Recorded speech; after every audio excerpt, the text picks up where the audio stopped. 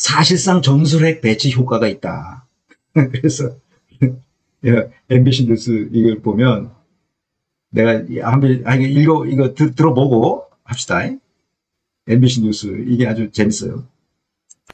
한미 정상이 미국에서 워싱턴 선언을 발표한 오늘은 마침 5년 전 남북 정상이 판문점 선언을 발표한 날이기도 합니다. 한반도의 비핵화와 평화를 이루겠다는 목표는 예나 지금이나 동일하지만 여기에 다다르는 길은 확연히 달라졌습니다. 조희원 기자입니다. 5년 전 오늘 남북 정상은 군사분계선을 넘어 처음으로 손을 맞잡았습니다.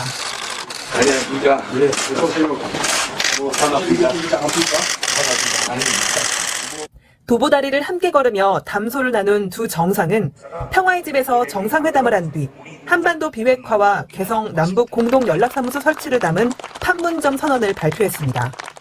김정은 위원장과 나는 완전한 비핵화를 통해 핵 없는 한반도를 실현하는 것이 우리의 공동 목표라는 것을 확인했습니다. 판문점 선언 5주년을 맞아 열린 학술회에 문재인 전 대통령은 축사를 보내 한반도 비핵화를 위해선 중국과 러시아와도 협력할 수 있어야 한다며 남과 북, 국제사회가 대화복원과 긴장 해소, 평화의 길로 나서길 바란다고 했습니다.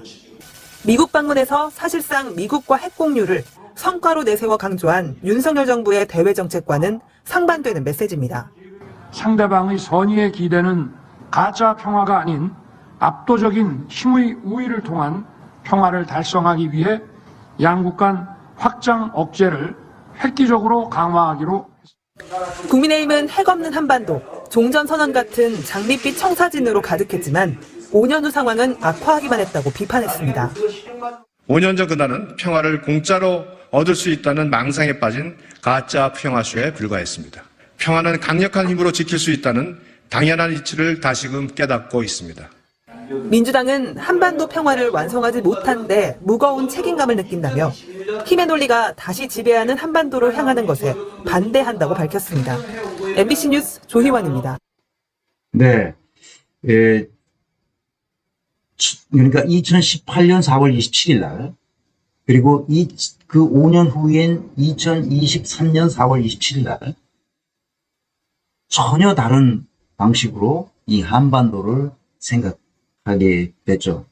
그러니까 무슨 말이냐면, 한반도, 이거 17년 7월 16일인데, 이것은 소위 말하는 베를린 선언과 같은 거였어요. 그러니까 문재인이 대통령이 당선되고 바로 한 2달 후에 베를린을 방문해서 25분짜리 베를린 선언을 합니다. 아주 감동적이었어요. JTBC 영상인데 거기서 제가 캡처했습니다. JTBC 거를 가져다가 틀면 자꾸 이 저작권 위반 경고가 떠서 그냥 제가 캡처해서 보여드리는 거예요. 남북 합의 정권 교체에 흔들려서는 안 돼. 그래서 남북 합의한 것을 반드시 법제화하겠다고 했어요. 법제화. 남북 합의를 법제화하겠다고 했어요. 했어, 안 했어? 아무것도 안 했어.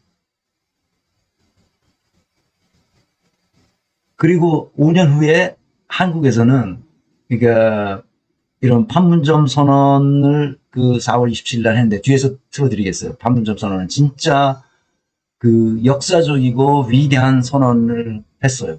그때 18년 4월 27일 날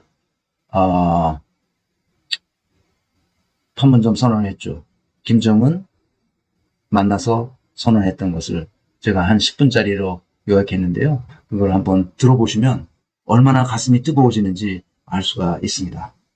그런데 그것을 기념하기 위해서 판문점 선언 5주년 기념 행사를 국내에서 했어요. 주로 이제 이 문재인 정부에서 활동했었던 남북관계를 했었던 사람들이 모여서 기념 행사를 했는데 그때 문재인이 그날 문재인이 뭐라고 메시지를 보냈냐면 한반도 비핵화에 중국, 러시아와 협력할 수 있어야 한다. 그걸 뛰어넘으면 안 된다. 이제 그런 얘기를 한 것 같아요. 이게 김대중이 첫 포문을 열었잖아요. 김정일하고. 그 다음에 노무현이 다시 찾아가서 남북 관계를 이제 평화의 무드로 만들어 가기 시작했죠. 그리고 2018년 4월 27일 판문점에서 만나 도보다리 대화도 나누고 했던 걸 제가 봤죠. 저는 이거를 이 얘기가 나와도 나는 목임해. 왜냐하면 아버지가 이제 그 월남한 사람입니다. 이북에서 월남해서 살아왔던 사람이고 그 혈육들이 북한에 다 나와. 이제 우리 부모님 세대는 다 돌아가셨겠지. 그 다음에 북한에 있었어도 다 돌아가셨을 거고 그 자손들만 있는데 우리는 본 적이 없는 거지. 자손들만 있을 텐데 그 생각만 하면 아주 내 온몸이 다 찌릿찌릿하죠. 어떻게 하면 북한을 마음대로 가볼 수 있을까? 내가 한국에 있을 때 그때 금강산 관광을 했었다고 그랬잖아요. 그때는 이제 김대중 정부 시절이라 아산 재단에서 만든 배를 타고 홍해상으로 갔다가 천진항에 가서 내려서 금강산 관광하고 하는 그런 프로그램이었습니다. 되게 감동적이었죠. 개성 문을 닫기 전에 개성 관광도 했었어야 되는데 그걸 못한 게 아주 한이죠. 그때 바빠가지고 그걸 못 갔는데 가려고 했다가 하여튼 그래서 판문점 선언한 것을 여러분에게 한번 들려드리고 싶어요.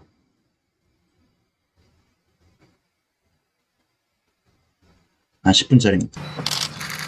존경하는 남과 북의 국민 여러분, 해외 동포 여러분, 김정은 위원장과 나는 평화를 바라는 8천만 계류의 염원으로 역사적인 만남을 갖고 귀중한 합의를 이루었습니다. 한반도에 더 이상 전쟁은 없을 것이며 새로운 평화의 시대가 열리고 있음을 함께 선언하였습니다. 긴 세월 동안 분단의 아픔과 서러움 속에서도 끝내 극복할 수 있다고 믿었기에 우리는 이 자리에 설 수 있었습니다. 오늘 김정은 위원장과 나는 완전한 비핵화를 통해 핵 없는 한반도를 실현하는 것이 우리의 공동 목표라는 것을 확인했습니다. 북측이 먼저 취한 핵 동결 조치들은 대단히 중대한 의미를 가지고 있습니다. 한반도의 완전한 비핵화를 위한 소중한 출발이 될 것입니다. 앞으로 완전한 비핵화를 위해 남과 북이 더욱 긴밀히 협력해 나갈 것을 분명히 밝힙니다.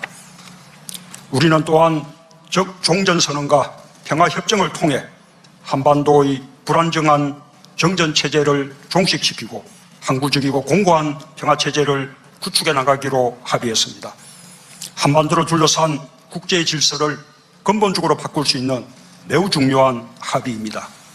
이제 우리가 사는 땅, 하늘, 바다 어디에서도 서로에 대한 일체의 적대 행위를 하지 않을 것입니다. 우발적인 충돌을 막을 근본 대책들도 강구해 나갈 것입니다. 한반도를 가로지르고 있는 비무장지대는 실질적인 평화지대가 될 것입니다. 서해 북반 한계선 일대를 평화수역으로 만들어 우발적인 군사적 충돌을 방지하고 남북 어민들의 안전한 의료 활동을 보장할 것입니다.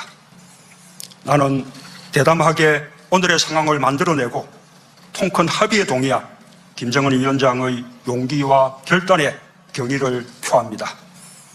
우리는 주도적으로 우리 민족의 운명을 결정해 나가되 국제사회의 지지와 협력을 위해 함께 노력하기로 했습니다. 김정은 위원장과 나는 서로에 대한 굳건한 믿음으로 평화와 번영, 통일을 위해 정기적인 회담과 직통 전화를 통해 수시로 논의할 것입니다. 이제 우리는 결코 뒤돌아가지 않을 것입니다. 존경하는 남북의 국민 여러분, 해외 동포 여러분, 나는 김정은 위원장과 함께 남북 모두의 평화와 공동의 번영과 민족의 염원인 통일을 우리 힘으로 이루기 위해 담대한 발걸음을 시작했습니다. 남과 북의 당국자들은 긴밀히 대화하고 협력할 것입니다.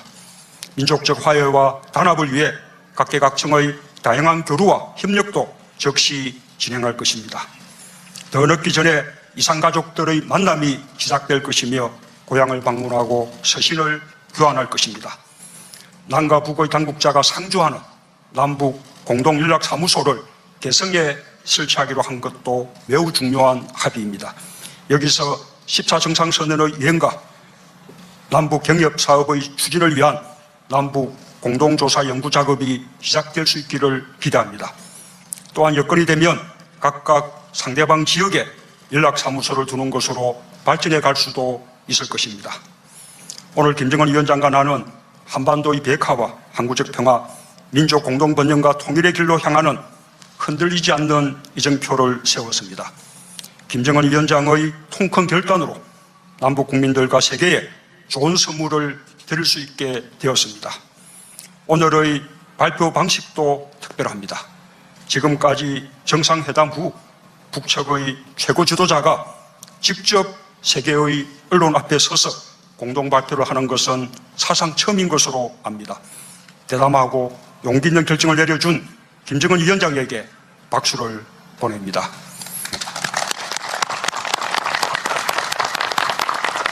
감사합니다.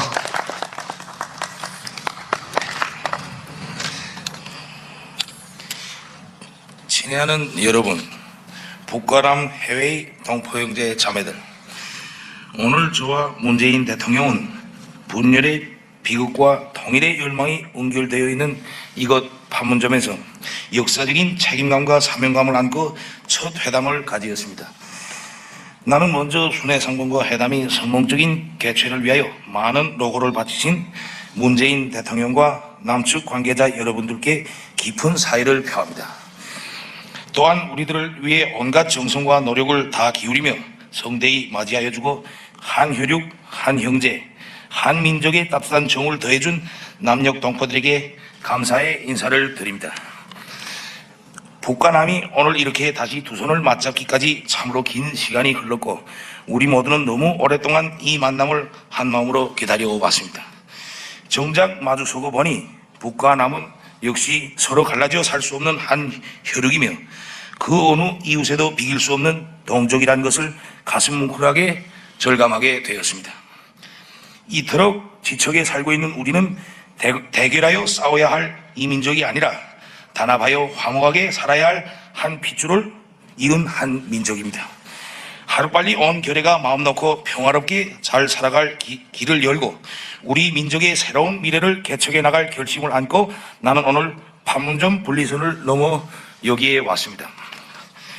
저와 문재인 대통령은 우리의 상봉을 간절히 바라고 열렬히 지지 성원하여준 북과 남 온 결의의 소망과 기대를 무겁게 받아들이고 북남 인민들이 절실히 바라는 문제 해결을 위해 많은 의제들을 진지하게 논의하였습니다.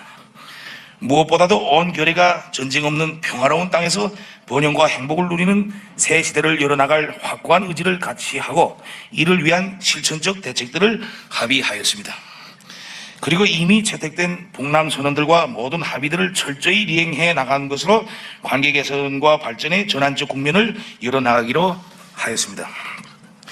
저와 문재인 대통령은 방금 오늘 회담에서 합의된 의제들과 그 구체적 조치들을 반영한 조선반도의 평화와 번영, 통일을 위한 판문점 선언을 채택하고 서명하였습니다. 우리가 오늘 북과 남이 전체 인민들과 세계가 지켜보는 가운데 수표한 이 합의가 역대 북남 합의서들처럼 시작만 뗀 불미스러운 역사가 되풀이되지 않도록 우리 두 사람이 무릎을 마주하고 긴밀히 소통하고 협력함으로써 반드시 좋은 결실이 맺어지도록 노력해 나갈 것입니다. 오늘 내가 다녀간 이 길로 북과 남의 모든 사람들이 자유롭게 오갈 수 있게 되고 우리가 지금 서 있는 가슴 아픈 분단의 상징인 판문점이 평화의 상징으로 된다면 하나의 핏줄, 하나의 언어, 하나의 역사, 하나의 문화를 가진 북과 남은 본래대로 하나가 되어 민족 만대의 끝없는 번영을 누리게 될 것입니다. 북과 남, 해외에 친애하는 여러분, 굳은 의지를 가지고 끝까지 밀고 나가면 닫혀있던 문도 활짝 열리게 됩니다. 북과 남이 이해와 믿음에 기초하여 민족의 대의를 먼저 생각하고 그의 모든 것을 지향시켜 나간다면 북남 관계는 더욱 가속화될 것이며 통일과 민족의 번영도 앞당겨 이룩할 수 있을 것입니다. 위대한 역사는 저절로 창조되고 기록되지 않으며 그 시대의 인간들이 성실한 노력과 뜨거운 숨결의 은결체입니다. 이 시대에 우리가 민족의 화해 단합과 평화 번영을 위하여 반드시 창조해 놓아야 할 모든 것, 창조할 수 있는 모든 것을 완전 무결하게 해놓음으로써 자기 역사적 책임과 시대적 의무를 다해 나가야 할 것입니다. 그 길에는 외풍과 역풍도 있을 수 있고 좌절과 시련도 있을 수 있습니다. 고통이 없이 승리가 없고 시련이 없이 영광이 없듯이 언젠가는 힘들게 마련되었던 오늘의 이 만남과 그리고 온갖 도전을 이겨내고 민족의 진로를 손잡고 함께 헤쳐간 날들을 즐겁게 추억하게 될 것입니다. 여러분, 우리 모두 뜻과 힘을 합치고 지혜를 모아 평화 번영의 새 시대, 새로운 꿈과 희망이 기다리는 미래로 한 걸음 한 걸음 보폭을 맞추며 전진해 나갑시다. 오늘 합의한 판문점 선언이 지금 우리의 회담 결과를 간절한 마음으로 지켜봐주고 계시는 여러분들의 기대에 조금이나마 보답하고 새 희망과 기쁨을 주게 되기를 바랍니다. 북남 순회상봉과 회담이 훌륭한 결실을 맺을 수 있도록 전적인 지지와 아낌없는 격려를 보내준 북과 남 해외 전체 동포들에게 다시 한번 뜨거운 인사를 드립니다. 그리고 우리의 역사적인 만남에 커다란 관심과 기대를 표시해준 기자 여러분들께도 사의를 표합니다. 감사합니다.